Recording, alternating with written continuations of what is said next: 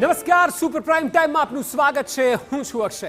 રાજ્યમાં એક બાદ એક એવી ઘટનાઓ ઘટી રહી છે કે જે તંત્ર, પ્રશાસન, સરકાર પર અનેક સવાલ કરે છે.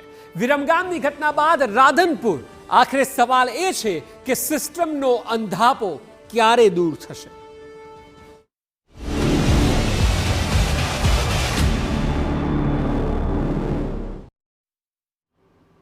જો તમારે આંખનું ઓપરેશન કરાવવાનું હોય તો થોડી તકેદારી રાખજો.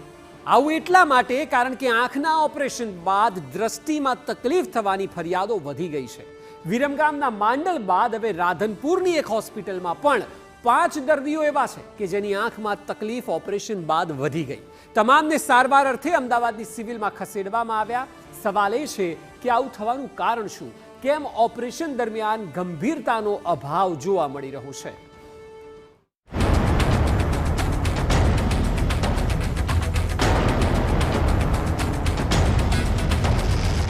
રાજ્યમાં આમ તો મેડિકલ ક્ષેત્રની સિદ્ધિઓની મોટી વાતો થતી હોય છે.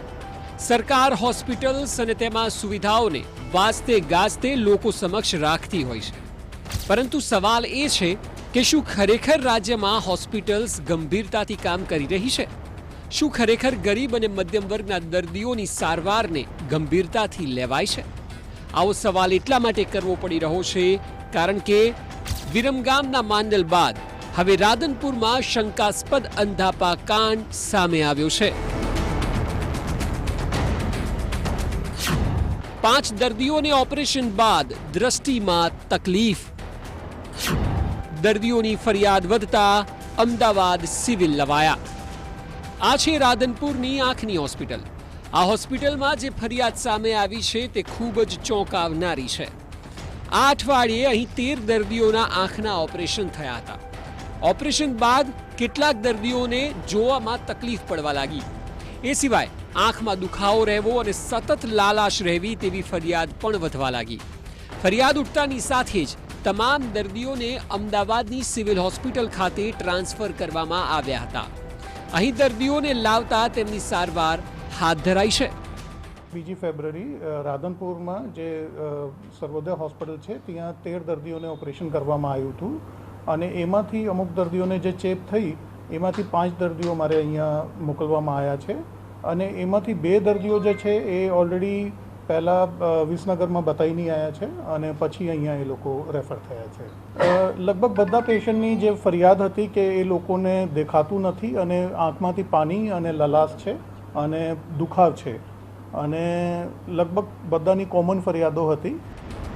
આખોય મામલો સામે આવતા સરકારે તપાસ કરવા માટે વિશેષ સમિતિ બનાવી છે. તે ચોક્કસ કારણ જાણીને આખી ઘટનાનો રિપોર્ટ તૈયાર કરશે. આ કમિટીમાં રેટિના સર્જન, માઇક્રોબાયોલોજિસ્ટ, ઓટી આસિસ્ટન્ટનો સમાવેશ થાય છે. એ સિવાય લેબ ટેકનિશિયન અને પાટણ CDMOને પણ કમિટીમાં સામેલ કરવામાં આવ્યા છે. કારણ માટે તો એકચ્યુઅલી બીજી એક તપાસ કમિટી સરકારે બનાવી છે. રિપોર્ટ આપશે તો આપણને ખ્યાલ આવશે. એમાં એક રેટિનલ સર્જન છે અમારે અહીંયાથી, એક માઇક્રોબાયોલોજિસ્ટ છે, એક સિસ્ટર ઇન્ચાર્જ છે ઓટીના અને એક લેબ ટેકનિશિયન છે અને બાકીના CDMO પાટણ ને એ બધા લોકો છે. આ તરફ રાજ્ય સરકારના પ્રવક્તા અને આરોગ્ય મંત્રી ઋષિકેશ પટેલે ઘટનાની ગંભીરતાથી સરકારે નોંધ લીધી છે તેવું પત્રકાર પરિષદમાં જણાવ્યું. જ્યારે તેમને સવાલ પૂછાયો તો જવાબ કર્યો કે કોઈ પણ વ્યક્તિ કસૂરવાર હશે તો તેને ક્યારેય છોડવામાં નહીં આવે. સરકાર આખા મામલે ગંભીર છે. જે પહેલા માંડલમાં બન્યું, FIR પણ નોંધાવી છે, કોર્ટે સુઓ મોટો પણ લીધો છે, એ બાબતનો આપણે જવાબ પણ રજૂ કર્યો છે અને રાધનપુરની અંદર જે પ્રકારનો બનાવ આંખોને લગતો આવ્યો છે એની આપણે તપાસ કરી રહ્યા છીએ અને તપાસના અંતે જે યોગ્ય અને સખ્ત કાર્યવાહી કરવાની આવશે રાજ્ય સરકાર ચોક્કસ કરશે. માંડલમાં પણ કરી છે અને રાધનપુરમાં પણ ક્યાંય કોઈ પ્રકારની બેદરકારી અથવા તો નિગ્લિજન્સ રાજ્ય સરકાર તરફથી રાખવામાં આવશે નહીં અને આવા કોઈ પણ પ્રકારના કેસને રાજ્ય સરકાર ખૂબ ગંભીરતાથી લે છે. જો કે આપને યાદ હશે કે હજી ગયા મહિને જ વિરમગામના માંડલમાં અંધાપા કાંડ સર્જાયો હતો અને ત્યારે 17 જિંદગીઓની આંખની રોશની ગઈ હતી. ત્યારે હાઈકોર્ટે હેલ્થ સેક્રેટરી તથા અમદાવાદ ગ્રામ્ય SPને નોટિસ પણ ફટકારી હતી અને તંત્રનો બરાબરનો ઉધડો લીધો હતો. આખી ઘટનાનો રિપોર્ટ સોંપવા માટે હાઈકોર્ટે કહ્યું હતું. ત્યાં હવે તેના એક જ મહિનાની અંદર ફરી એકવાર આ જ પ્રકારની ઘટના સર્જાઈ ગઈ. અહીં દર્દીઓએ દ્રષ્ટિ નથી ગુમાવી, પરંતુ તેમની આંખોમાં સતત તકલીફ છે અને તકલીફ વધી રહી છે. સવાલ એ છે કે આખરે આવી બેદરકારીનું પ્રમાણ કેમ વધી રહ્યું છે? માંડલ અંધાપા કાંડના પડઘા હજુ તો શમ્યા ન હતા તે પહેલાં જ રાધનપુરથી દ્રષ્ટિ ગુમાવવાની શક્યતાના આધારે વધુ 5 દર્દીઓને અમદાવાદ સિવિલ આંખની હોસ્પિટલમાં દાખલ કરવામાં આવ્યા. તબીબોના મત મુજબ હાલ તમામ લોકો સારવાર હેઠળ છે. આંખમાં દુખાવો, પાણી નીકળવું અને ધૂંધળું દેખાવાની ફરિયાદ સાથે તેમને સારવાર અપાઈ રહી છે. આ ઘટનાની સાથે જ રાજ્ય સરકાર વધુ એક વખત ઊંઘમાંથી ઉઠી છે અને ઘટનાની જાણ માટે તપાસ કમિટી રચ્યા હોવાની વાત સામે આવી રહી છે. આ તમામ બાબતોની વચ્ચે વધુ 5 લોકોની આંખ સાથે મજાક થઈ હોય તે પ્રકારની ઘટના સામે આવી છે. ત્યારે વધુ 5 લોકોએ દ્રષ્ટિ ગુમાવવાનો વારો ન આવે તેવી જ તબીબો હાલ પ્રયાસ કરી રહ્યા છે. તેવામાં આગામી દિવસોમાં જ હવે ખબર પડશે આ દર્દીઓની હાલત કેવી છે. આ કેસમાં જરૂરી છે કે ખરા અર્થમાં ગંભીરતાથી કામ થાય, કારણ કે આવા જ કેસો જે વધી રહ્યા છે તે ગુજરાતના મેડિકલ ક્ષેત્ર માટે પણ લાંછન સમાન છે. અને એટલે જ જરૂરી છે કે આ વખતે હાઈકોર્ટની ફટકાર પહેલા જ નક્કર પગલાં લેવાય અને જેમ આરોગ્ય મંત્રીએ કહ્યું તેવું ખરા અર્થમાં થાય કે કસૂરવાર કોઈ પણ બચીને નીકળી ન જાય. કારણ કે આ પ્રકારની ઘટનાઓ જે વારંવાર ઘટે છે તેમાં ઘટનાને અંજામ આપનાર પાપીઓ અનેક ઘરને ઉજાડી દેતા હોય છે અને તેના પર તવાઈ ખૂબ જ આવશ્યક છે. રોનક વર્મા, TV9, અમદાવાદ. આખી સિસ્ટમે આ વાતને સમજવાની જરૂર છે, કારણ કે આને હળવાશથી ન લેવામાં આવે. એ માત્ર આંખો એક વ્યક્તિની નથી જતી, પરંતુ આખું પરિવાર તેની પાછળ ભોગવે છે. જ્યારે વ્યક્તિ અચાનક અંધાપો આવી જાય અને એ માત્ર મોતિયાનું ઓપરેશન કરાવવા ગયો હોય, ઉલટાની આંખને સુધારવાનો પ્રયત્ન હોય, તેની જગ્યાએ ડોક્ટરોની બેદરકારી છે કે તેણે જિંદગીભર આંખો ગુમાવી પડે છે અને તે જ્યારે આંખો ગુમાવે છે ત્યારે આખું પરિવાર નોંધારું સાબિત થઈ જતું હોય છે.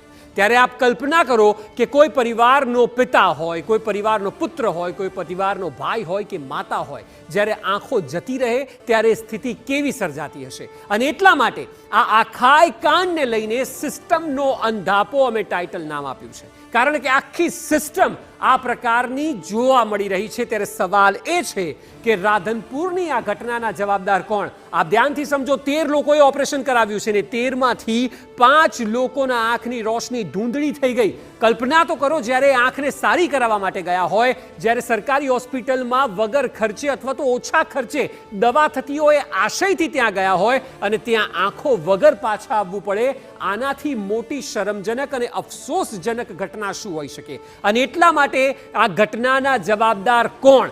જે પણ લોકો આના જવાબદાર છે એ તમામને માત્ર વાતોથી નહીં, સરકારે એવું કહી દીધું કે તમામને સજા કરવામાં આવશે, કોઈને છોડવામાં નહીં આવે, પરંતુ જ્યારે આ ઘટનાના 1 મહિના બાદ, 2 મહિના બાદ જ્યારે અહેવાલ બતાવીએ કે તેનું અપડેટ લઈએ તો ખ્યાલ આવે કે કોઈ જ પગલાં લેવાતા નથી. અને એટલા માટે ખૂબ જ ગંભીરતાથી જે પણ જવાબદાર હોય તે લોકો સામે કડક પગલાં લેવાવા જોઈએ. ત્યારે બીજો સવાલ અહીં એ છે કે ક્યારે આરોપીઓ પર કાર્યવાહી થશે? એકવાર જ્યારે ખ્યાલ આવી જાય છે, આમાં કોઈ મોટી વાત નથી. જે ડોક્ટરે ઓપરેશન કર્યું છે, જે નર્સિંગ સ્ટાફ ત્યાં ઉપસ્થિત છે, જે લોકોની શિફ્ટ છે, જે લોકોએ બેદરકારી રાખી છે, તેઓ આરોપી છે. તેમને પકડી લેવા જોઈએ અને કાર્યવાહી થવી જોઈએ. અને એટલા માટે જ સવાલ એ છે કે ક્યારે આપ આ કાર્યવાહી કરશો? એવું તો છે નહીં કે કોઈ વ્યક્તિ ઓપરેશન કરીને અજાણતોને ત્યાંથી નાસી છૂટ્યો. એ લોકો ત્યાં જ છે, એ લોકો ત્યાં જ નોકરી કરતા હોય છે, સરકારના પેરોલ પર હોય છે. અને એટલા માટે આ આરોપીઓ પર કાર્યવાહી ક્યારે થશે એ સૌથી મોટો સવાલ છે. સવાલ તો એ પણ છે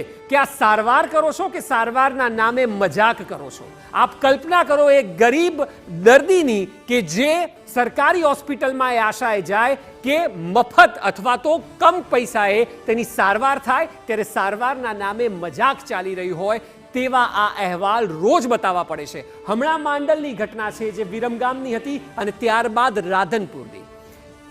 એટલે છેલ્લા 2 મહિનાની અંદર આ 2 ઘટનાઓ એવી ઘટી છે કે જેનાથી આ સવાલ ઊભા થઈ રહ્યા છે. સવાલ એ પણ છે કે ગરીબ અને મધ્યમ વર્ગના દર્દીઓની કોઈ કિંમત નથી. આ દેશમાં ગરીબ અને મધ્યમ વર્ગ જે છે તે સરકારી સાધન સંપત્તિ પર નભતો હોય છે અને જ્યારે તે સરકારી હોસ્પિટલમાં જાય ત્યારે સારવાર મળવી જોઈએ. અને